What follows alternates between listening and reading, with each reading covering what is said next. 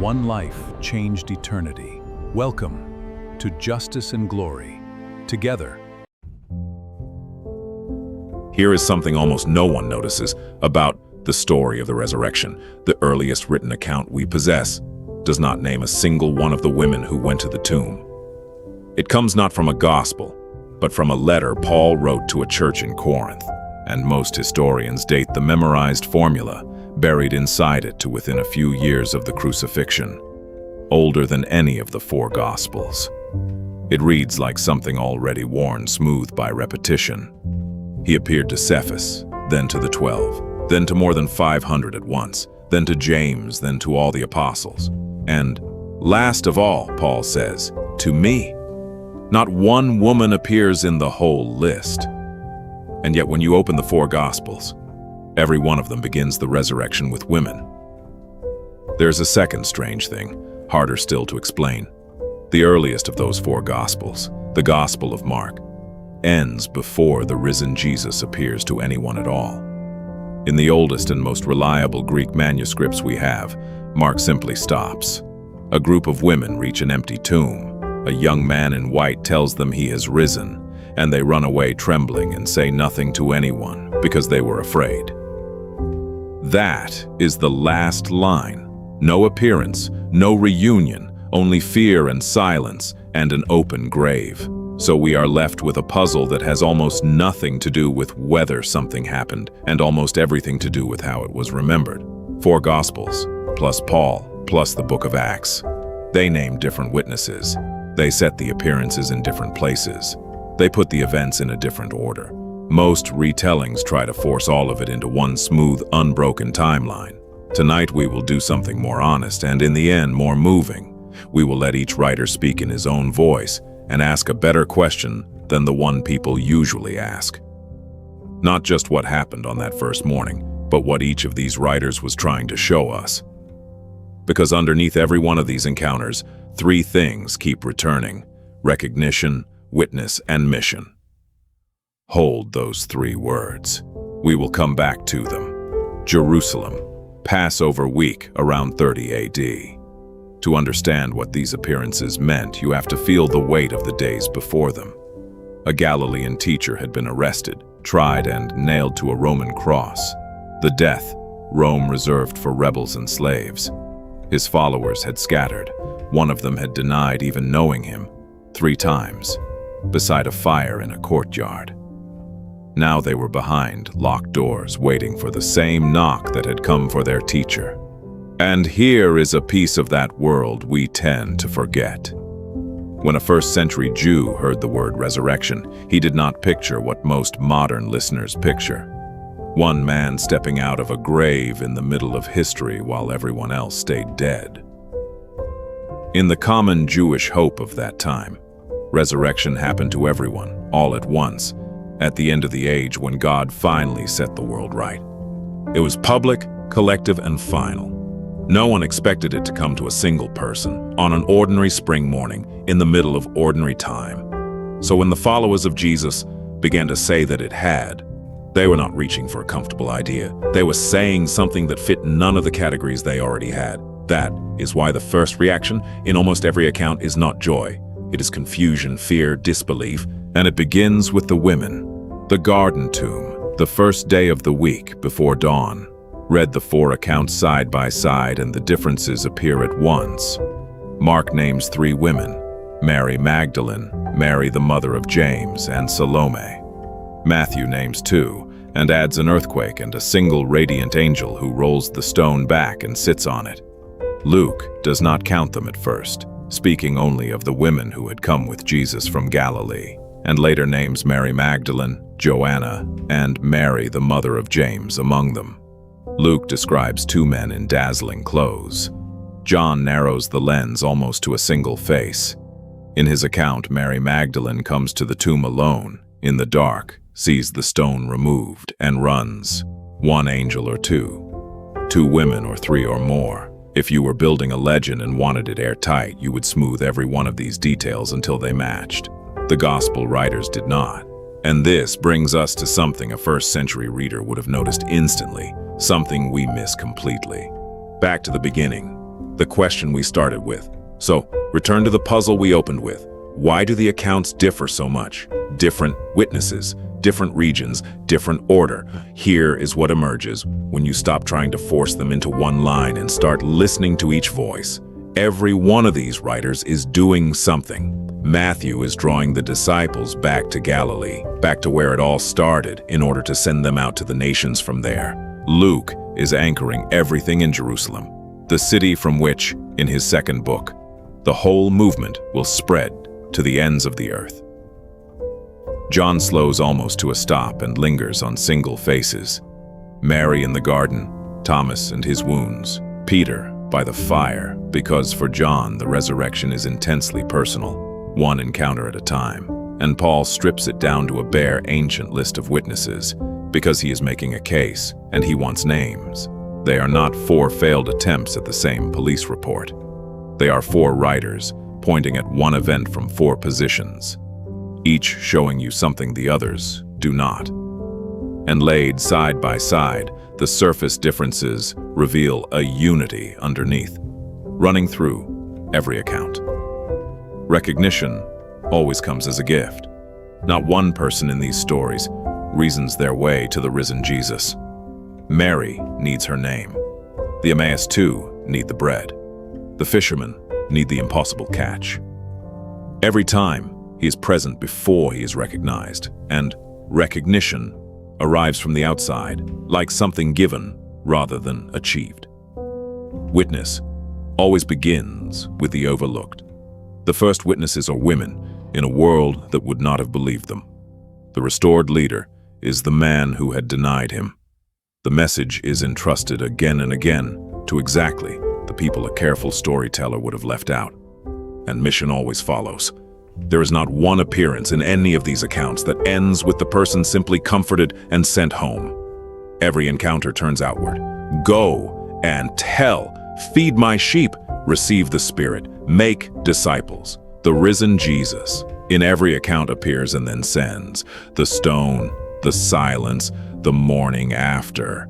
There is a reason the earliest gospel, Mark, could end with frightened women and an empty tomb and no appearance at all. Because the story was never meant to end on the page. In every account, the risen Jesus does not stay. He appears, he is recognized, he commissions, and he withdraws, leaving behind ordinary people carrying something they can barely explain. For the gospel writers, that was the whole point. The resurrection was not a private reunion to be treasured in secret. It was a fuse. For Christian readers across the centuries, these encounters have been the ground of everything they believe. The moment fear turned into a message that would one day cross an empire, and even outside all questions of faith, something here refuses to let a listener go. The pattern of not seeing what is right in front of you, and then suddenly seeing it. The strange dignity handed to the ones the world dismissed. The way grief in each of these stories is interrupted rather than explained. You came here to hear about every appearance of Jesus after the resurrection. There were appearances to a weeping woman, to 2 heartbroken travelers, to a room full of frightened friends, to a doubter, to fishermen at dawn, to a crowd of 500, to a brother, and last of all, to an enemy on a road. And running through all of them, the same 3 notes. He was not recognized until he was.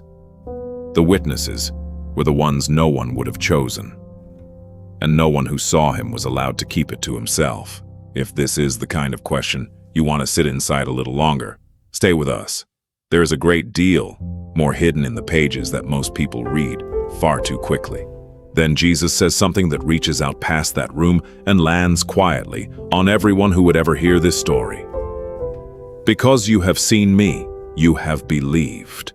Blessed are those who have not seen and yet have believed. For the Gospel of John, that line is almost a doorway, opened deliberately toward every reader who was not in the room. Toward, in other words, us, the Sea of Galilee, sometime later. And now the geography shifts, and here is one of the clearest places where the accounts diverge. Matthew and Mark both point the disciples away from Jerusalem, northward to Galilee, promising they will see Jesus there. Luke by contrast, keeps everything in and around Jerusalem, and even records Jesus, telling the disciples to stay in the city until they are clothed with power from on high. John remarkably gives us both. His 20th chapter unfolds in Jerusalem. His 21st moves north to the lakeshore where the whole story began. By that lake, John gives us a final, tender scene. 7 of the disciples have gone back to fishing, and they have caught nothing all night. At dawn, a figure on the shore calls out to them to cast the net on the other side. They do, and the net fills with fish so heavy they cannot haul it in. And it is that, the impossible catch, that makes one of them say, "It is the Lord." Recognition again. And again it comes through an act rather than a face. When they reach the shore, there is a charcoal fire already burning with fish and bread, and Jesus feeds them breakfast. Then he turns to Peter, and beside a charcoal fire, the same kind of fire Peter had stood beside when he denied him, Jesus asks him 3 times, "Do you love me?" 3 denials, 3 questions, 3 chances to answer, and each time Peter says yes, Jesus gives him the same charge, "Feed my sheep." The man who had failed most publicly is restored most personally and handed a mission. Matthew closes his gospel with a different scene, on a mountain in Galilee, and includes one line most people rush past. When the 11 disciples see the risen Jesus, Matthew tells us they worshipped him, but some doubted. Even here, at the very end, standing in front of him, some of them are unsure. Matthew does not hide it. And it is to these people, the worshiping and the wavering together, that Jesus gives the words we now call the Great Commission. Go and make disciples of all nations. The mission is not handed to a perfected group. It is handed to the ones who are still, even now, working out what they are seeing. Beyond the Gospels, 40 days. Paul's old list carries the story further than the Gospels do. He mentions an appearance to more than 500 people at once, a crowd so large that Paul can say, decades later, that most of them are still alive, as if inviting anyone who doubts to go and ask them. He mentions an appearance to James. Early tradition identifies this James as a brother of Jesus, though Christian traditions have long differed over exactly what that word brother means in his case. What is striking is that James does not appear to have been a follower during Jesus' lifetime, and afterward, he becomes a leader of the movement in Jerusalem. And Luke, in the book of Acts, tells us that the appearances went on for 40 days before a final morning when Jesus led the disciples out, blessed them, and was taken from their sight. Last of all, Paul says, long after the others and on a road to a different city, the risen Jesus appeared to Paul himself, a man who had been hunting down his followers. That encounter turned the persecutor into the very person who would write the earliest account we now possess. The stranger is Jesus, and Luke tells us something remarkable about why they do not know him. He writes that their eyes were kept from recognizing him. The Greek verb he uses means to hold, to grip, as though something were deliberately restraining their sight. They walk for miles beside the risen Jesus, and they cannot see who he is. So he begins to teach them, opening the scriptures from Moses and the prophets to explain why the Messiah had to suffer before entering his glory. Still, they do not know him. As they near the village, he acts as if he will go on, and they urge him to stay, because evening is falling. And then comes one of the most quietly powerful moments in all of the Gospels. They sit down to eat, and the guest becomes the host. He takes bread, he blesses it, he breaks it, he gives it to them. And Luke writes that at that moment their eyes were opened, and they recognized him. The verb for opened here means to open fully, completely. The thing that had been closed, now thrown wide. They knew him, and in the same instant he vanished from their sight. They turn to each other and say the line that has echoed for 2,000 years. Were not our hearts burning within us, they say, while he talked with us on the road and opened the scriptures to us. They had felt something before they understood it.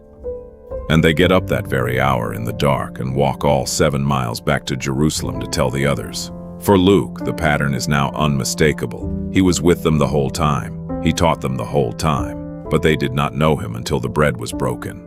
For Christian readers ever since, This scene has carried enormous weight, and many have understood that moment of breaking bread as the very heart of Christian worship, the place where the risen Jesus is still recognized. However you read it, Luke's point is impossible to miss. Recognition is not something they achieve.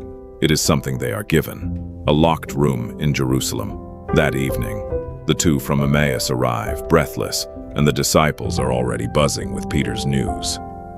And while they are still speaking, Jesus is suddenly among them. Luke and John both describe this evening, and both tell us the doors were shut, and the disciples were afraid. His first word to them is peace. Then he does something deliberate. He shows them his hands and his feet. In Luke's account, he asks whether they have anything to eat, and he takes a piece of broiled fish and eats it in front of them. This is not a ghost, and that is precisely the point the writers are making. Whatever the risen body of Jesus is in these accounts, it is not presented as a phantom or a vision. It is something that can be touched, that carries wounds, that eats fish in a room full of frightened friends. The nature of that risen body is something Christian traditions and scholars have discussed for centuries, and they do not all describe it the same way. But every one of these accounts insists on the same startling thing. He was really there. And then in John's telling, Jesus does something that reaches back to the very first page of the Bible. He breathes on them. As the Father has sent me, he says, so I am sending you. Receive the Holy Spirit. In the beginning, the scriptures say, God breathed life into the dust and made a living being. Here, the risen Jesus breathes again, and a frightened huddle of failures is turned into something new and handed a mission. There it is once more. Recognition of who he is. Their witness to what they have seen, and ascending out into the world. The same room. 8 days later, but one of them was not there that night. Thomas. And when the others tell him they have seen the Lord, he refuses to believe it on their word. He will not believe, he says, unless he can put his own finger into the wounds. We have turned his name into an insult, the doubter, but look closely and you find something almost admirable. Thomas is not asking for less than the others received. He is asking for exactly what they had already been given. They had seen the hands and the side. He wants to see them too. 8 days later, the disciples are together again, and this time, Thomas is with them. Again, the doors are shut. Again, Jesus stands among them and says, peace, and then he turns directly to Thomas, and he does not scold him. He offers him precisely what he asked for. Put your finger here, he says. See my hands. Reach out your hand and put it into my side. And Thomas answers with the highest words that anyone speaks to Jesus in all 4 Gospels. My Lord and my God. In that world, the testimony of a woman carried almost no weight. The Jewish historian Cephas, writing near the end of the 1st century, states it plainly in his discussion of legal evidence. He writes that the testimony of women should not be admitted, on account of what he calls the levity and boldness of their sex. A later Jewish legal collection, compiled generations after Jesus, reflects the same attitude. In a courtroom of that age, a woman's word was not something you built a case on. Now hold that fact next to what all 4 Gospels do.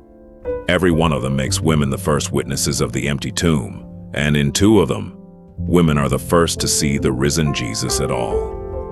A significant number of scholars point to this as one of the strongest internal signs that these accounts are not later invention.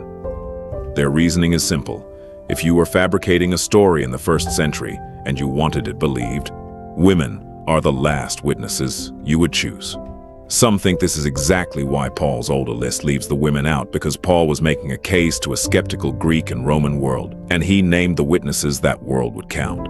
In fairness, not every scholar finds this decisive, and some point out that women were the natural ones to tend a body for burial, so their presence at a tomb needs no special explanation. But the fact remains plain on the surface of every gospel. In a culture that would not trust them, the women are trusted first. That choice was not an accident, it was a message. Outside the tomb, mourning. Now watch the recognition begin, because this is where these stories turn strange in a way that is easy to miss. In John's account, Mary Magdalene stands outside the empty tomb, weeping. She sees two angels where the body had been. Then she turns and sees a man standing there, and she does not know him. She assumes he is the gardener. She even asks him, if he has carried the body away, to tell her where it is. She is looking straight at Jesus and does not recognize him. And then he says one word, her name, Mary. And in that instant, everything changes. She turns and answers him in her own language with a single word. John preserves in the original, Rabboni, an Aramaic word meaning, my teacher, my master. She had not known his face. She knew his voice saying her name. This is the first appearance of a pattern that will repeat all day. The risen Jesus is not immediately obvious. He is present and unrecognized until a specific moment of disclosure. For Mary, it is her name. And notice what he says next. He tells her not to cling to him, and then he gives her a task. Go to my brothers, he says, and tell them. The first person to see the risen Jesus in John's Gospel is a woman, and the first thing she is handed is not comfort but a commission. She becomes, in a phrase the church would later use, the apostle to the apostles, the one sent to those who were sent.